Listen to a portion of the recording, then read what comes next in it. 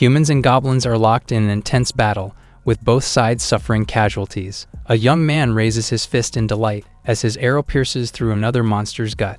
However, things get worse as a goblin king appears and lets out an ear-piercing roar. It breaks the ground beneath it with a single punch, launching the chunks of rock at the humans. The young man evades the attack with extreme precision and notches his bow as the king dashes at him, ready to strike. His name is Taro, and he is an adventurer who's determined to survive in this world. After all, he has finally made it to another world on his own. He used to be Taro Sato, and he has been obsessed with isekai fantasies and dreamed of being in another world ever since childhood. He even started a magic club in elementary school, immersing himself in research. However, he went a little overboard and considered giving up as his errors made the news. But he couldn't let go of his dream just like that. Years passed, and he was able to register at a prestigious university, known for its challenging academics. Also, he could join their century-old dark magic society. This allowed him to live his ideal campus life, reading and testing theories. After a long while, he has finally made a huge breakthrough and is ready to do an experiment as soon as possible. He spent his entire life researching how to reach another world. Normally, people get hit by a truck and end up in another world by accident, but he wants to go there on his own. Drawing something on the floor, he vows to find some great friends, complete fun quests, and enjoy the isekai world he has always dreamed about. He looks at the glorious and intricate magic circle on the ground, his proudest work. Rummaging through his bag, the young man takes out a knife and makes a small cut on his finger. With society's century-long history, the data accumulated by his seniors, and precise calculations, this should be the final step. His blood splatters on the magic circle, raising his hands in anticipation. He closes his eyes and waits, but nothing happens. Taking a peek, he sees that there's no reaction from the circle at all. Annoyed, he makes a fuss, jumping around and pointing at the mark on the floor. Then, he realizes something as he spots some stuffed toys on the ledge. Taking a pink one out, he apologizes and places it in the center of the circle, planning to use the plushie as a sacrifice. He waits again, but nothing happens, and the pink toy remains seated on the floor. Disappointed by his failed work, he gets up and turns around. Just then, red light glows and energy simmers out like smoke and flames. Could the experiment actually have worked this time? However, several glowing arms reach out for him, grabbing his legs and body to lift him off the ground. He struggles for a while, but the strangulation eventually makes him go limp. Later on, his consciousness returns little by little, and he opens his eyes slowly, finding a couple of unfamiliar faces looming over him. One of them, the old man, says that the child has done a foolish thing, while the woman watches from afar. Seeing the young man's confusion, the man summons a window and tells him to watch. To his surprise, it is showing a news report of his death in their club room. People are being questioned, and he is shocked to see his lifeless body laying on top of the magic circle. Taro sighs and rubs his temple as he finds out that his experiment killed him. He quickly regains his jolly mood, confirming that the magic still worked nonetheless.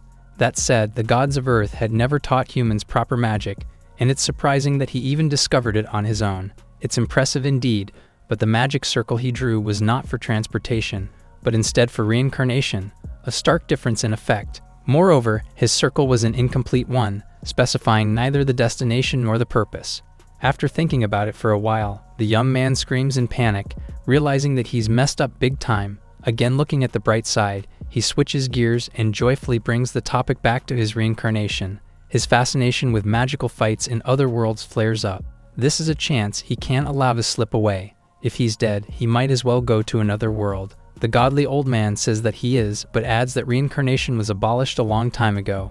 It was only recently reinstated because of the new soul recycling law. In other words, using magic for reincarnation counts as taking one's own life, since the caster dies in the process. He is shocked to hear this.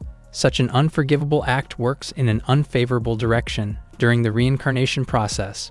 Besides, there are also those who will scheme and try to retain their previous life's abilities. So many end up in terrible situations in their next lives. The young man asks how terrible it is, so the god gives him examples including dying immediately after birth, being born into misfortune, getting sold into slavery, or even reincarnating as non-human life. These are situations where they'd be grateful for just being able to live.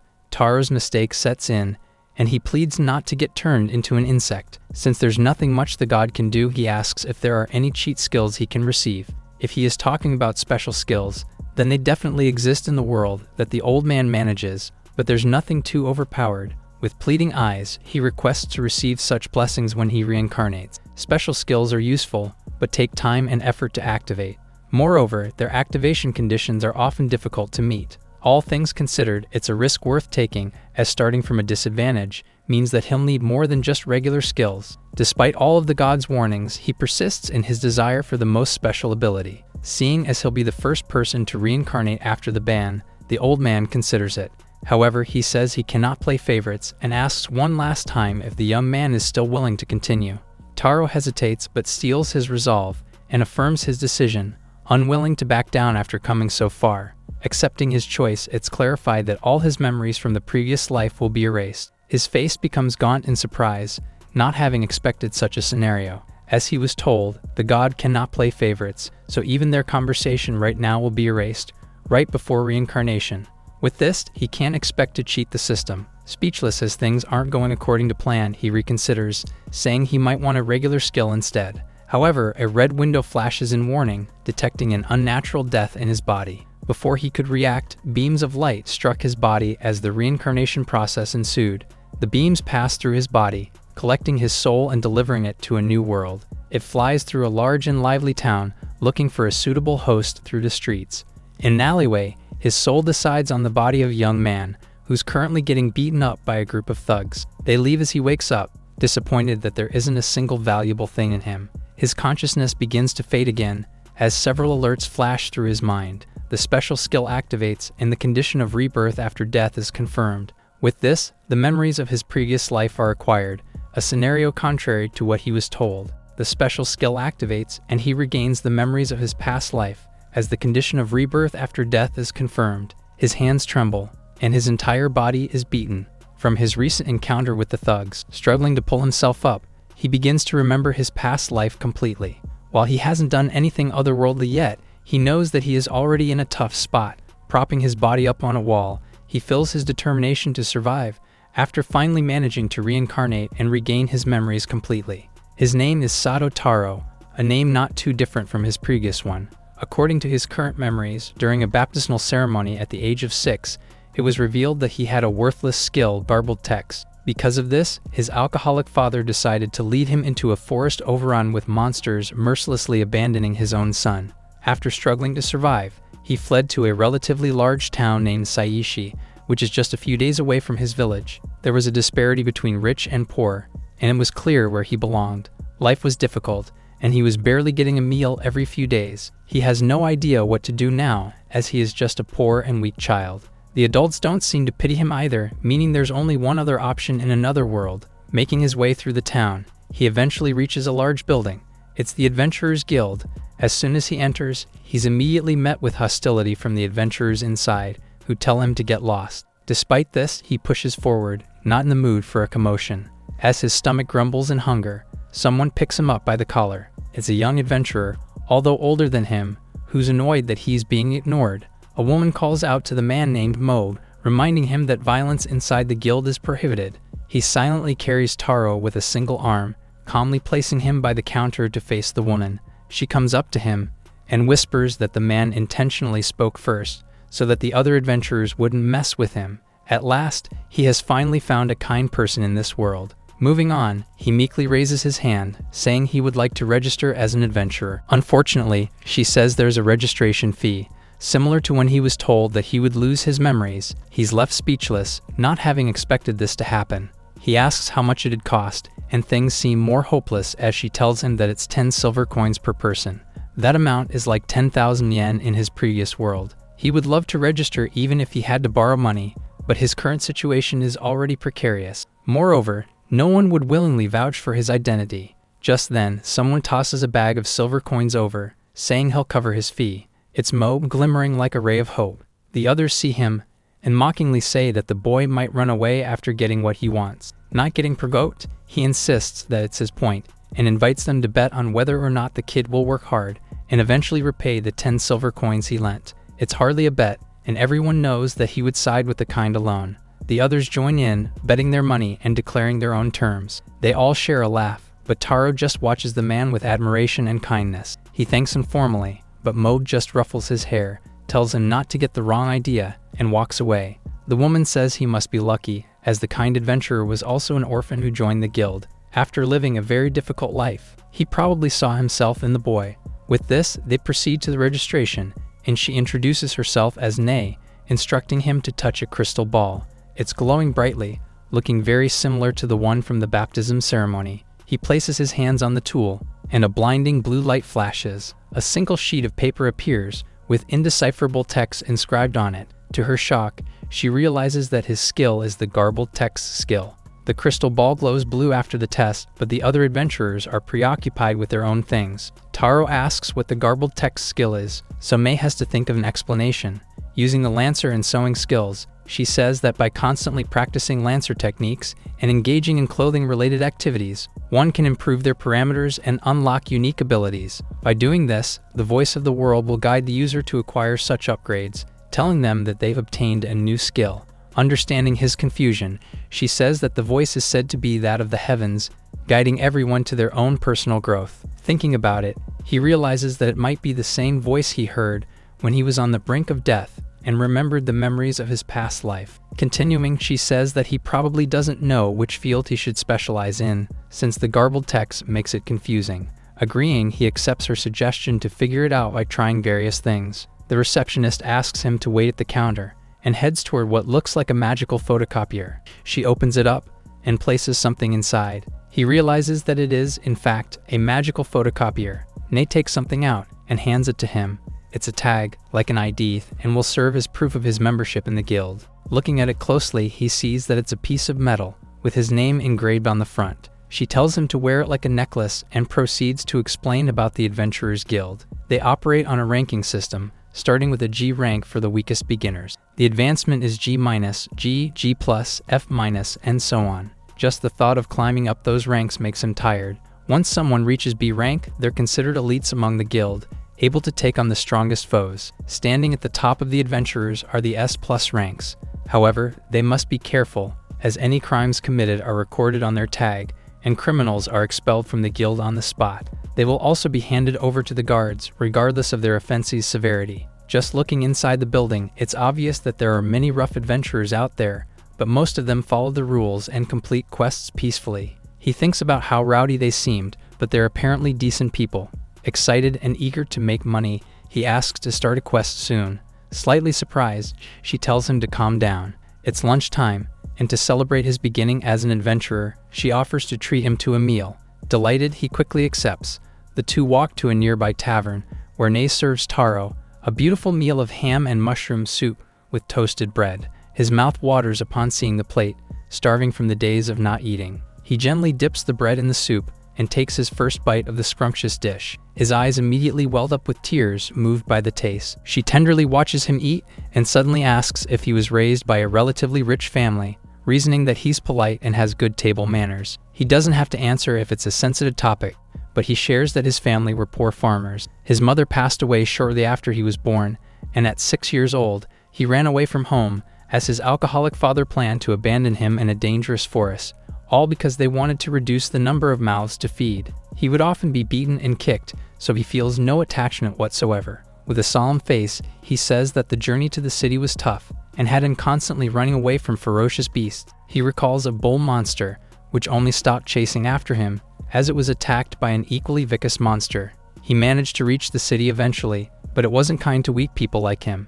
Everyone shunned him, and those who were struggling like him would always fight for the leftovers they found. They were all left in the streets, beaten and drenched in the rain. Barely surviving was his daily routine, but thanks to the meal Nay gave him, he can live for a while longer. He downs the rest of the bowl and gets ready to start his life as an adventurer. Soon after, Taro returns to the guild, announcing that he has completed the gutter cleaning quest. Absolutely filthy and reeking, he carries his cleaning tools with a satisfied smile. Flustered by his condition, she instructs him to freshen up at a nearby well in the back, and says that there might be some spare clothes he can wear. He joyfully makes his way as told, pulling some water out of the well. Just then, he drops the bucket, as a loud voice rings out, telling him that he smells absolutely disgusting.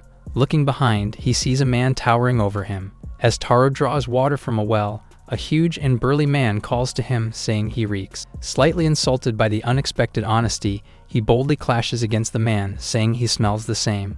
The stranger, unexpectedly childish, holds him back, saying he looks and smells like he hasn't taken a bath in ages. Suddenly, he offers to heat up some water for the boy to bathe with. Surprised, his expression softens, and his image of the bearded man immediately changes. Taro watches him fill a basin with water, wondering how he's going to heat it up.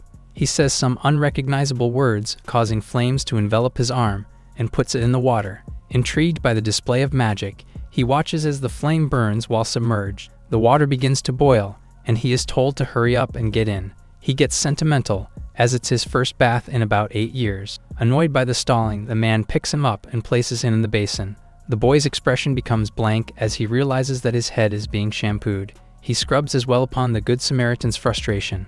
Later on, the basin is filled with dirty water, but Taro lets out a sigh of satisfaction, finally clean after so long. A voice suddenly announces that the purification spell has been acquired, after fulfilling the condition of scrubbing years of accumulated grime off. He shares the development with the man, who correctly guesses that the condition must have been taking a bath. The acquisition varies from person to person, and the same skill can be obtained through different means. Innate talent also plays a role. One way to learn fire-based spells would be to continuously light a fire, constantly trying different approaches. That said, learning the rare purification spell by taking a bath is definitely uncommon.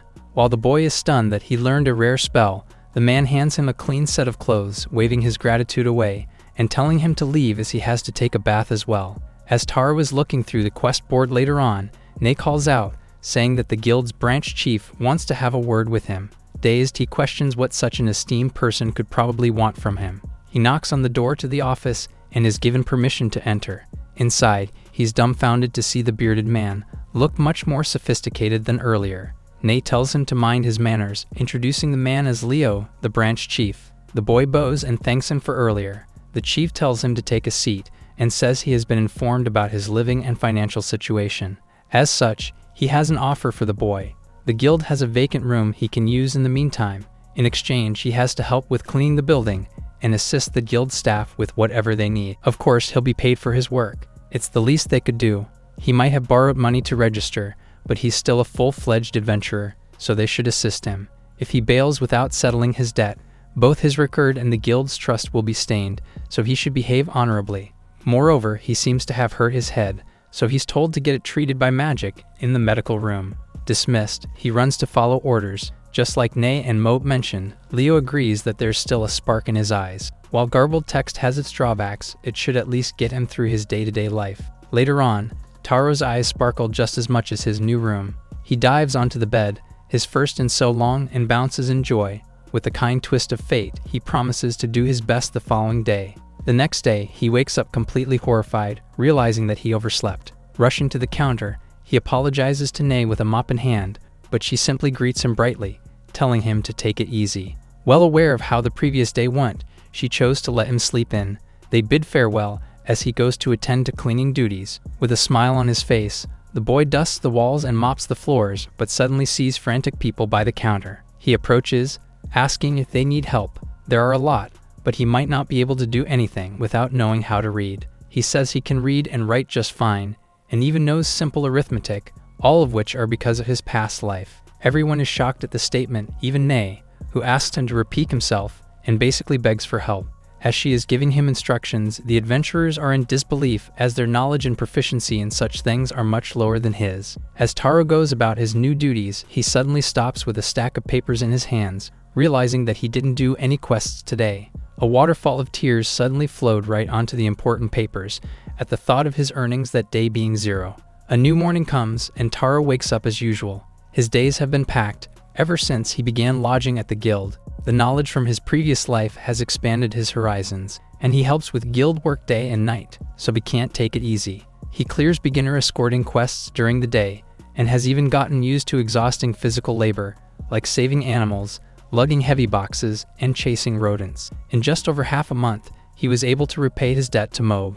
One day, he approached the first man who showed him kindness, and thanked him once more while handing the pouch of silver coins. The adventurer accepts it and shouts to address the entire hall, demanding that all those who bet on Taro's failure to pay up, and announcing that he has been paid back. Although in disbelief that the boy really did, they all pay according to what they bet, and the counter is soon filled with coins. Mo gives the boy part of the earnings, saying that he made so much because of him. As he's tearing up in admiration, Ne hands him another pouch, reminding him that today is payday, and suggesting that he use his money to pay for some needs. The young adventurer has ranked up from G- to G, so he might as well. Once he reaches F-, he'll be able to do herb gathering quests in the forest or defeat one-horned hares and similar beasts. Considering this, it would be wise to get a decent knife while he has money, so he decides to go shopping that day. He makes his way through the busy town, thinking about how he wasn't too fond of shopping in his previous life. However, the activity in this world is much more enjoyable. He purchases a pouch first, then walks on to find the second-hand shop Ne told him about. She also instructed him to size up, as children grow really fast. Following her advice, he buys some clean, nice oversized clothes and a matching blue cape to shelter him from the rain. Looking much more like a proper adventurer, he heads to the weaponry shop next. Surprised by the receptionist's connections, he finds himself at a large shop nearby. According to her, the store is run by dwarves, a race he's never encountered before, as it's rare to see subspecies aside from humans in the town. That said, he has met beast folk in the Adventurers Guild. Slightly nervous, he wonders how his first meeting with dwarves will go. He enters cautiously and is mesmerized by the quality of weapons surrounding him. However, he looks around, unable to see the shopkeeper. A voice echoes from behind a wall, realizing that there's a customer and asking him to look around while waiting. Doing as told, he wanders around but grows tired after waiting for a tad too long. He peeks around the corner and sees a burly man hammering by the fire. The shopkeeper looks back, only now remembering that he has a customer. Taro is quickly identified as a kid, as he's even smaller than the already short dwarf. As he wonders if the boy was sent over by his parents, the young adventurer points to the blade he was working on and asks if he isn't going to temper it. The craftsman asks what he's talking about. He doesn't know much about it either, but he explains that striking the iron while it's still hot, and then pouring water over it to temper it. It's a process to harden iron, used by the people of his past world. It's the dwarf's first time hearing it, but it does sound logical enough. Although he hesitates, thinking of negative side effects, he comes up with easy solutions for them. He bashfully peeks at his anvil, eager to try right away, so the shopkeeper directs the customer to the shelf of daggers he might need. Since he taught him about tempering, he offers to give him one for free. Taro is surprised, but before he could even ask again, the blacksmith was already hammering away, unable to stop himself from trying out the concept of tempering. Taking him up on the kind offer, the boy takes a dagger on the shelf. After a moment of fixing his form, he tries it out, slashing and dashing with the weapon. With a haughty expression, he asks for the dwarf's opinion, but he's completely preoccupied with his experiment and ignores the customer. Thanking him for the dagger again, the boy takes his leave. Weapon shopping was supposed to be his shopping day's highlight, but it went much differently than he expected. At the guild, Ne is unable to hide her disappointment upon seeing his extremely mundane purchases. Taro sheepishly says that they're much more comfortable compared to the clothes he's been wearing. Taking his raincoat, she says it's a bargain, despite its material being somewhat defective. They talk about appraisal, a word that one is bound to hear in a different world. She says it's one of her skills and something she can use on objects. However, she can't use it on people yet, as she hasn't been able to unlock the ability's full potential yet. That said, it's still especially useful when appraising loot from quests, and even saved her from being scammed once. To be able to use it on people, the skills rank has to be increased by a lot. S-class appraisals can be used on anything once necessary conditions are cleared.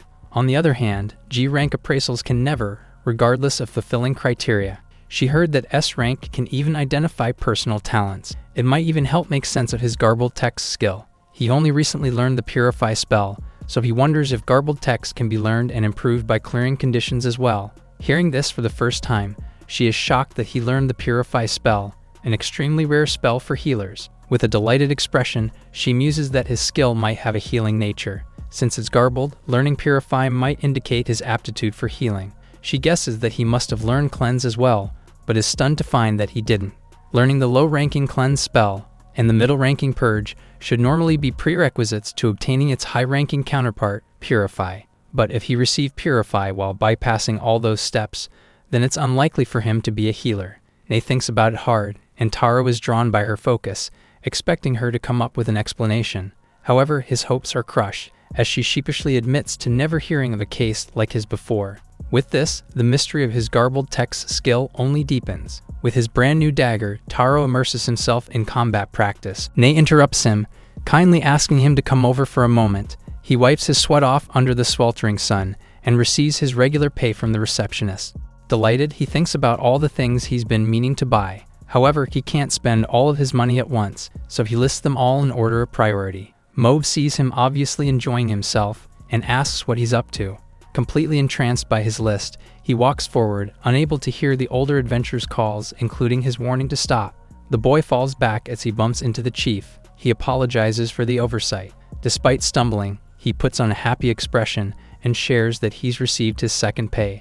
The two adventurers laugh upon hearing his adorable but relatable reason, and Leo offers him a day off to enjoy. Quickly accepting, he thanks the chief and runs to the town with his money. They watch him with warm smiles. As he is outside, Taro remembers that he has to thank Angus, the blacksmith dwarf. He makes his way to the store, wanting to begin the day by thanking the dwarf for the dagger. However, his knocks remain unanswered and he wonders if the owner is out. Since he isn't a customer today, he decides to take the back door, taking a peek through the door. The dwarf sees his child's silhouette and demands to know who's there. Recognizing the familiar face, he asks if he's the boy from last time. With the dagger on his palms, he begins to thank him for last time, but Angus lifts him up, having something else to talk about. Tempering made the iron harder, but it also made it more brittle. He carries the boy to show a broken blade nearby. Realizing that being lifted is hurting the human, he lets him down gently, apologizing profusely after. He's been experimenting with all sorts of things since their meeting, but they all end up similarly unsuccessful. Recalling his various methods to adjust and experiment, Taro says there's no point in doing all those things. A way to strengthen tempered materials would be through annealing, two processes that should go hand in hand. He says this confidently, but they're just things he read online. Striking iron at a temperature that's even lower than when it was tempered apparently makes it more durable and less prone to breaking. The description and procedure immediately fill the blacksmith's mind. Moreover, during the tempering process, there's a special clay called Ekibutsuchai, which is applied to make the blade cool faster and get harder. If he does that to all his weapons, it should all come out nicely, without a trace of the brittleness from before. Understanding the explanation completely, Angus' face brightens up, and he thanks the boy for showing him a glimmer of light, even asking for permission to call him master. Taro says that addressing him as such is excessive, as he only shared what he knew. Just then, the familiar voice pops up in his head, announcing that he has obtained the eyes of truth after meeting the condition of recognizing what experts truly revere. He looks around, confused, and wonders if he just received an appraisal skill, promising to make something good with the short lesson he had. The dwarf tells him to return in a month. The boy bows, thankful for the offer, and takes his leave. He makes his way to the middle of town, bustling with business from various stalls. He decides to test out his new skill and activates the eyes of truth. His eyes glow blue, and he is fascinated by what he sees. Using his new skill, he observes the quality and condition of every fruit and goods being sold in the market. He scans the items and discovers that he can't use it to appraise people, but nonetheless, it proves useful for him. He selects an orange, appraises its condition, and wonders if this is how things appear to Nay. Continuing to scan around, he notices a few items that might have deceived him if not for his newfound ability. He then begins to purchase the items he will need as an adventurer, only selecting those with impressive quality. As he moves around, the merchants are surprised by his ability to distinguish between quality items and deceptive ones. Later, people in the market are astonished to see him with all the items he purchased. He is pleased to have bought everything he needs, but it results in him spending all of his earnings. It has been 2 months since Taro became an adventurer in another world. Most of the other adventurers see him as the guild's runner and handyman who is tasked with missions meant for novices, and few only see him for his potential because of his current rank, G+.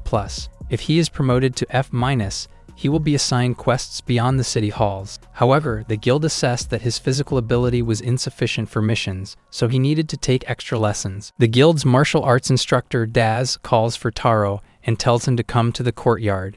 The instructor informs him that since he has gotten leaner, he may now participate in the physical training. He receives a wooden sword, which makes him happy because he never thought he would be able to join the practice. Suddenly, Daz attacks him, urging him to show his potential. Despite the sudden attack, the young adventurer is able to deflect and show good reflexes. He then swings his sword towards the instructor, wanting to land a strike. Daz tells him he is wasting too much energy by aimlessly striking and proceeds to strike him in one go. He advises him not to let his guard down during a duel and acknowledges the fact that he has potential. He helps him to stand up, tells him to learn more about the basics of the battle so he will become stronger, and starts to teach him how to improve his stance. From that point on, Taro became busier than ever. He manages guild cleanup, quest errands, and martial arts training. After finishing all of his errands for the day, he decides to rest for a while and think of a faster and more effective method to finish all of his tasks. While resting, he purifies his body to feel renewed. Just then, he realizes that he can use his purification spell to clean the guild. To test this, he tries the spell to clean his room and is pleased to see that it works. Seeing how clean the walls are, he tries to stretch his magic further and purify the entire guild. After activating his magic, he moves around the guild to see if anything has changed. However, his body feels the strain of using too much magic, and he suddenly collapses on the floor. Seeing him on the ground, Leo asks him if he is responsible for what happened in the guild. Meanwhile, the adventurers are surprised that the whole guild has been purified. The branch chief checks on Taro and tells him that he must have run out of mana and reminds him not to use purification magic on trivial things. He must normally use it against the undead or when lifting curses off of items, and use cleanse spells for regular cleaning. Leo tells him to rest for the day so he can regain his strength. The next morning, Taro has more time to practice his swordsmanship since using his purification spell on the entire guild. However, his training only consists of repetitive basic drills, as he needs to master them before the mock battle begins. Since he is notably younger and smaller than other trainees, and a novice when it comes to fighting, he needs to pay extra attention to the basic skill first. Nei tells him that they don't easily promote adventurers to a higher rank because they need to ensure that they're equipped. After all, being an adventurer is a profession full of dangers, and they can't just send anyone into battle without being competent. Later, Taro visits Angus at his workshop. The swordsmith is delighted to see him and immediately informs him about the high-quality blades he was able to forge because of him. To repay him, Angus forged a short blade, especially for him. Taro expresses his gratitude for the sword and is shocked to discover through his appraisal ability that it is worth more than he expected. Surprised by the quality, he asks the man if he can add something to the sword. Angus confesses that he has the ability to throw in a bonus ability to anything he forges, causing people to rave about his creations. However, seeing the true value of his new sword, Taro thinks that people will go overboard if they discover the blacksmith can add more than one ability. It has been half a year since Taro regained memories from his past, and they were mostly in the form of acquired knowledge that helped him survive in the other world. It's like in the Isekai fantasies he read before, when characters used their advanced knowledge to dominate the world. However, he realized that this knowledge could also put him in danger. The other day, he learned that a vagabond died from a monster attack after registering in the guild without a backup. The person wanted to apply for a patent, but his idea was claimed under a noble's name. And the next day, his lifeless body was found outside of the town. This gives him the idea that expressing what he knows about advanced knowledge could get him into trouble. Back in the present, Taro watches a duel practice and comments that a trainee is swinging too much while fighting. Despite this, he sees that his attack is connected and realizes that plain and practical techniques are effective. With that in mind, he decides to go for the simple and practical knowledge he learned from his past life, which is hard to imitate. Later, he was able to bake a rye wheat brown bread, but before succeeding in doing it, he experienced problems while baking because of the world's poor hygiene practices. However, the idea of eating the fluffiest bread encourages him to push through. With his purification spell, he was able to eliminate the microorganisms and make yeast to make the bread soft. Just then, Nei sees him busying himself in the kitchen and approaches him. Taro tells her that he is going to bake fluffy white bread from flour that she has never seen before. Hearing this, the woman gets excited as it is the kind of bread rich people usually eat. Seeing her excitement, he teaches her how to mix the yeast with the dough. Next is kneading the dough until it becomes smooth and letting it sit for about an hour to rise. Afterward, since there is no oven, they bake the dough in the pan and produce fluffy loaves of bread. Its delicious aroma filled the entire guild, making Leo rush to the kitchen and ask for some bread. Taro offers him the bread, and the man immediately devours it with gusto. The two guild officers praise Taro for his incredible abilities, including reading, writing, and arithmetic. After that, the guild's canteen served the white bread sandwich to the adventurers, and it instantly became a hit within a week and increased the number of customers. Since it is Taro's creation, he will receive free food and shelter from the guild for letting it be the canteen's exclusive specialty. Later, as he eats bread, Taro misses eating rice and realizes that it is not a staple food in the world and only serves as feed for the livestock. Realizing this, he is motivated to introduce the rice to the people. At the guild, he tries to talk to Leo about the rice, but he has never heard of it. In return, Taro serves him bread made with rice flour. Seeing a different kind of bread, he hesitates to try it. However, upon biting into it, he is impressed by the taste of the bread, even though it is chewier. With this, he approves of selling rice bread in the canteen. The young adventurer observes that rice bread has become quite popular, so he decides to make a main course made from rice, like an easy-to-eat bowl. He then makes himself busy by cooking the rice, dicing the meat into smaller pieces, and sautéing the rice with seasonings. After topping it off with sauce, his new dish is done, and another menu item is created. The dish immediately becomes a hit with the customers, who could not believe that livestock feed could be that delicious. Later, Taro makes another dish that he tries himself. As he is about to take his first bite, his garbled text skill activates, and he becomes a food evangelist and acquires plant knowledge. Hearing the strange abilities makes him disappointed, and he comments that he only acquires the useless ones. Acquiring the new plant's ability doesn't excite Taro at all. He also notices that he doesn't feel any changes in his body, although he has gained a new ability. Trying to figure it out, he decides to look at the garden plants but fails to discover anything. Refusing to give up, he tries to use his appraisal skills to see if it's going to work. He appraises the weed in front of him, and it surprisingly works, showing him the details of the plant. He realizes that his new plant ability is actually handy. At the guild, Taro cradles the cat he successfully searched for after a G-rank quest. He leaves it to Nei's care, who reminds him to jot down in their records that it is already safe to make the quest officially complete. However, she borrows his adventurer tag first and processes his latest achievement, promoting him to officially become an F-rank adventurer. Congratulating him, she hands him back his tag, which he immediately wears with delight. She advises him to start taking F-rank quests, which he excitedly agrees to. Pleased with his promotion, he dashes towards his room and equips himself for his next mission. Upon arriving at the mission board, he quickly takes on an herb-gathering quest, much to the woman's surprise, who thought that he would take a hunting quest since he got a sword from Angus.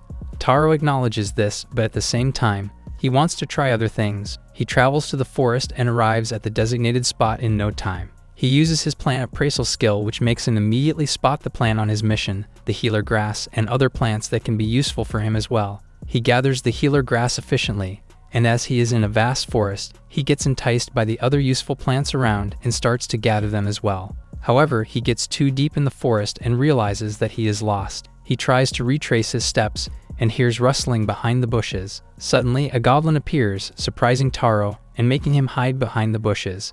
He contemplates taking it by surprise and defeating it with a single strike, like in the usual fantasy scenarios, but he can't stop himself from shaking. Clutching his sword, he gathers up the courage to attack the goblin, which unfortunately hears his movements and tries to attack him first. He defends himself, but his effort is futile as the goblin easily overpowers him. He reaches for his sword, which was thrown aside. However, the goblin is quicker than him and is about to strike him down when his sword emits a powerful aura.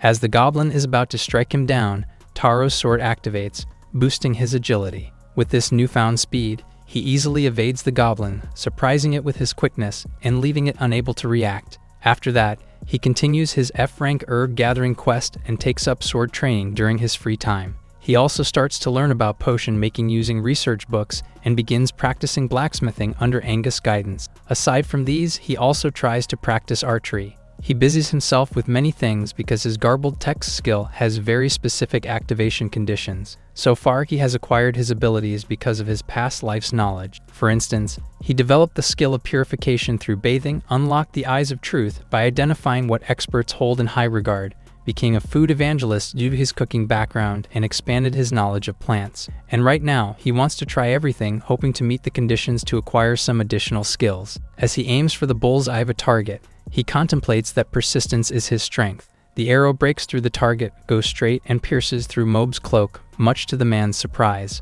Daz witnesses this and tells the young adventurer to take it easy. Taro is frustrated that he hasn't mastered anything for about a year and a half now. However, he can do many things with finesse, like creating new menu items, teaching Angus how to create a new weapon, and hunting down a one-horned monster rabbit. His adaptability is considered rare in a world filled with skilled individuals, as typically those who haven't mastered specific skills are deemed talentless, and trying to master something without an innate ability is nearly impossible. He wonders if his garbled text skill gave him this finesse that makes him equipped for this world. To take his mind off of things, he decides to do some herb-gathering quests in the northeastern forest. Later, he searches in the forest, and as he goes deeper, He begins to find rarer herbs, but as a result, he senses the presence of more monsters, like goblins or orcs, which are too dangerous for him. Concerned for his safety, he decides to wrap up his quest after picking some herbs a little more. He picks up some pepper bells, mana flowers, and galak grass. Just then, he hears rustling sounds behind bushes and braces himself for a monster attack. He then sees a goblin who is about to gobble up a mouse. Contemplating whether to attack it, he unsheathes his sword but runs at the last minute out of fear. With this, he suddenly activates his garbled text skill and earns a condition: a strong man who keeps running away from the goblins. Hearing this, Taro doesn't know what to feel about himself. However, he also learns that he has acquired presence detection and stealth cloak, which can be very helpful in evading enemies. At the guild, Taro concentrates and begins testing the effectiveness of his newly acquired ability, the stealth cloak, against his guildmates. He attempts to attract their attention one by one, but no one can really see him. However, he feels someone smack him on the head and discovers that it is Leo, who reprimands him for using his power inside the guild. The young adventurer realizes that some people can still see him. Later, inside the forest, Taro is on another herb gathering mission. As he collects galak grass, he senses a presence and sees a one-horned rabbit walking around the forest. He unsheathes his sword and decides to hunt it, as its meat, skin, and horn can be very useful. He then activates his stealth cloak and swiftly stalks the rabbit from behind, slaying it with a single strike. After succeeding, he deems that his new ability is helpful in herb gathering and hunting. Just then, he feels another presence behind him and braces himself as he suspects is another monster. He unsheathes his sword but gets surprised when he sees that it is his guildmate, Yelhai. Looking disheveled and shaken, he tells Taro that his team is currently fighting with a group of 80 goblins and needs a backup. Understanding the severity of the situation, the young adventurer immediately leaps into action and tells his guildmate to wait for reinforcements. Back at the guild, he urgently tells Leo that the Five Arrows group is currently engaging with a group of 80 goblins and is requesting reinforcements. Hearing this, the branch chief immediately orders to gather the guild members for dispatch. He announces that they can't abandon their guildmates, who are sacrificing their lives to protect the city of Seisi, and implores for their help. The adventurers promptly pledge their support to save their guildmates. Leo deliberates on the strategy with the adventurers, dividing them into 3 teams: the rescue team assigned to the color red, the trapping team designated with green, and the blue team tasked with creating escape routes. He shows Taro that he will serve as the messenger, and his task is to relay the situation among the teams as they fight their way to rescue the Five Arrows group. Ready for dispatch, Leo tells everyone that they need utmost teamwork and reminds them to be careful. Meanwhile, deep in the forest, the Five Arrows are still fighting the goblins, but they are clearly at a disadvantage as they're running out of arrows, and all of them are injured. Just then, Taro and the reinforcement team arrive, quickly assisting in the battle and helping the injured adventurers. One of them instructs the young adventurer to tell the blue team to immediately secure an escape route. Before leaving, he gives the adventurer the potions he made to help them heal. He then uses his stealth ability to quickly reach the blue team to convey the message. Reaching the blue team's camp, relay to them the message, and they request the help of the green team in diverting the enemy's attention away from them. Taro quickly goes to the green team's camp, but they are swamped with enemies and need additional reinforcements from the headquarters. With urgency, he goes back to the main camp and reports to Leo that they are currently at a disadvantage and the adventurers are asking for additional assistance. Hearing this, Leo tells him to head back to the guild, update the other members, and rest. He assures the young adventurer that he can leave the rest to them. Leo, along with other skilled adventurers, including Mo and Daz, march through the battlefield and tear down goblins one by one. The branch chief demonstrates his excellent skills as he strikes and impales the endless goblins coming to attack them. Meanwhile, Daz shows incredible teamwork as he assists him in striking down a goblin. Together, the 2/ more goblins come at them. On the other hand, Mo manages to attack a group of goblins alone. Meanwhile, Taro is so amazed by the impressive fighting skills of his seniors that he almost forgets his task. Remembering what he needs to do, he quickly goes back to the guild and reports to the other members that Leo and others are serving as reinforcements for the dispatched group. However, as he is about to inform them of further details, he suddenly collapses on the ground due to exhaustion. Later, he wakes up with a jolt and is relieved to see that his guildmates are doing well after the battle. The adventurer from earlier thanked him for the healing potion, as it helped them fight off the goblins without getting injured. He emphasizes that his successful relay of messages between the teams contributed to saving their trapped guildmates. Despite being a significant help in the battle's success, he feels inadequate without possessing any combat skills. He considers testing his abilities against goblins, but as they typically move in groups, it would be risky to fight them alone. He entertains the idea of joining a group to learn how to fight, but doubts that anyone would accept a kid like him. In the end, he didn't learn any new combat skills and is back to training the basics. The next day, an unfamiliar older woman enters the guild, greeting Nei. Several days after the goblin battle, Taro decides to undertake another herbal gathering request. However, when he seeks out Nei to request the necessary paperwork, he is surprised to find Marco, another guild staff member, behind the reception desk. Confused, as Nei rarely leaves the guild, he inquires about her whereabouts. Marco then whispers to him that Nei's parents unexpectedly visited, and they are pressuring her into participating in matchmaking. This is a serious matter, as many adventurers are vying for her hand in marriage. Just then, an adventurer overhears their conversation and promptly announces it to everyone. The entire guild erupts into an uproar as they are all heartbroken by this news and eager to drive away Nei's potential suitors. On the other hand, other adventurers are frustrated with Taro because he doesn't have any additional information about the matchmaking proposal when she dotes on him. They convince him to follow the woman around and report back to them. Dragged into the mess, he doesn't have any choice but to comply with the adventurer's request. As he prepares to undertake the seemingly impossible mission, the others enthusiastically see him off, eagerly anticipating his report. Later, Taro finally locates Nei and sees that she is with a mystery man. Observing them together, he suspects that he is her rumored matchmaking candidate. Upon closer scrutiny, he notices that the man appears quite slick, which spells bad news for everyone at the guild. However, he wants to confirm if they are indeed dating, so he decides to stalk them. He observes their proximity, indicating that they might be in a relationship. However, he briefly looks away, and when he looks back, they're gone. He immediately follows them to gather something to report back to the adventurers. Worried about the outcome, he imagines the man proposing to Nei and declaring his undying love for her. Remembering his guildmates, he frets about how to deliver the news to them, knowing it will stir up strong emotions. Just then, Nei notices him and asks what he is doing in that place.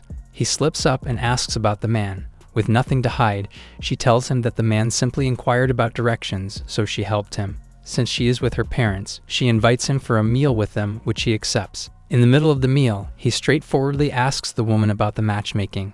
Surprised by his bluntness, she spits out her coffee. To clarify everything, she explains that her mother visited her in the guild to check on her. Her mother asked if she is in a relationship and joked about matchmaking if she doesn't have a boyfriend. Marco overheard the conversation and things escalated, especially with the adventurers vying for Nei's affection. Upon hearing the story, her parents start laughing and joke with him about marrying their daughter when he is older. Nei tells them to stop bothering the young man.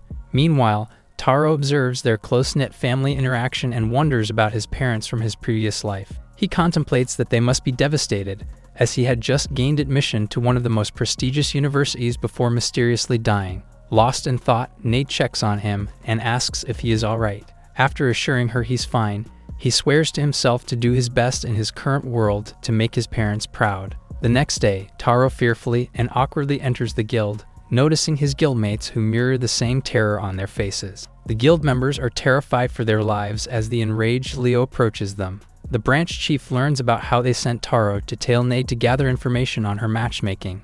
Wanting to focus on their quests, the young man tries to de-escalate the situation. However, Leo tells him that it's alright for him to be upset, as he is the victim of the mischief of other adventurers. He reiterates that using a kid to spy on a guild staff's personal life is shameful.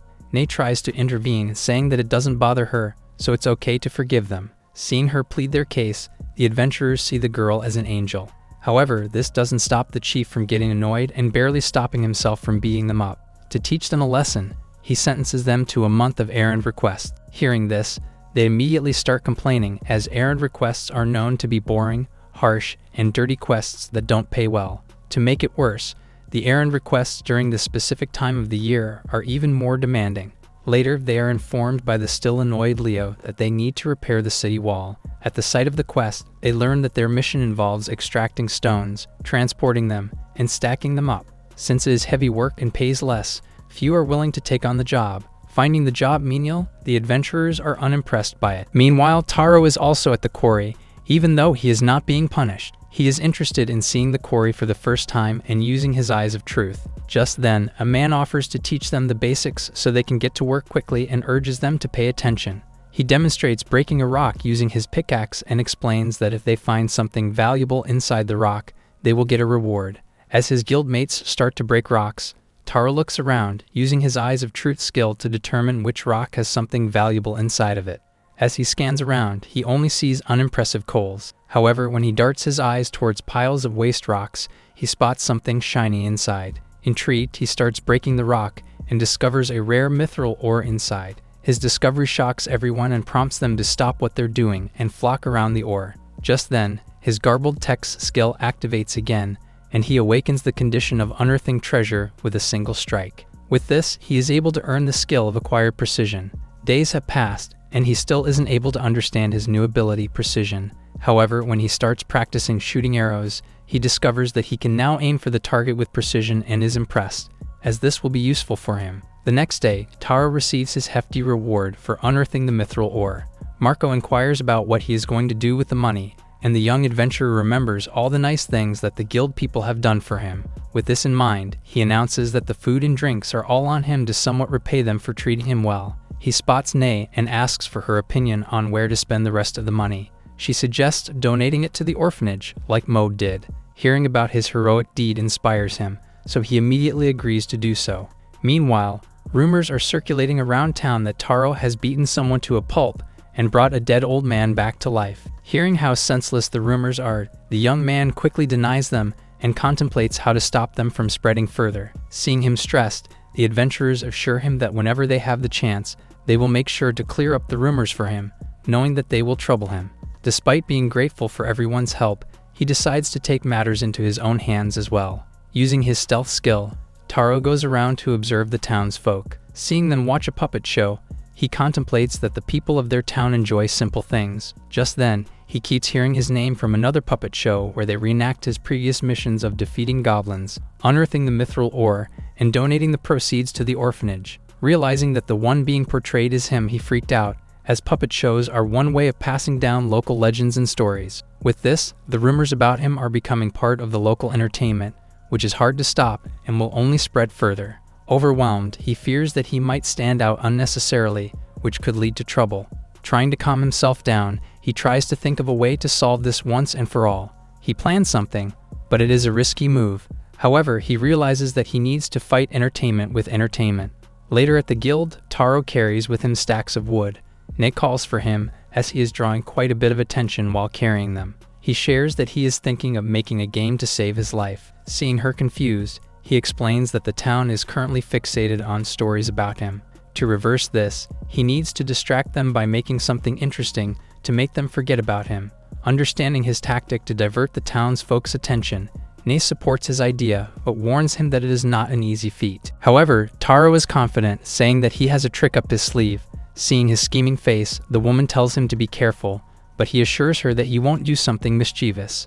Later, he contemplates that using a fantasy troupe will not be effective in this world, so he decides to introduce them to the game of Go and calls it a game of reversey. He starts to make an 8x8 square board and creates flat round discs that are black and white. After preparing all the necessary materials, he invites Nei to play with him. He teaches her to surround her opponent's pieces to win and notes that the one with the most number of pebbles on the board wins. He also advises her that when placing a pebble, she should put it on a square to flank her opponent's color with her own. She must then flip all the sandwich pebbles horizontally, vertically, or diagonally to her color. Once she controls the corners, she can definitely win the game. Hearing the important rules and tactics of the game, Nei tells him they can start to play.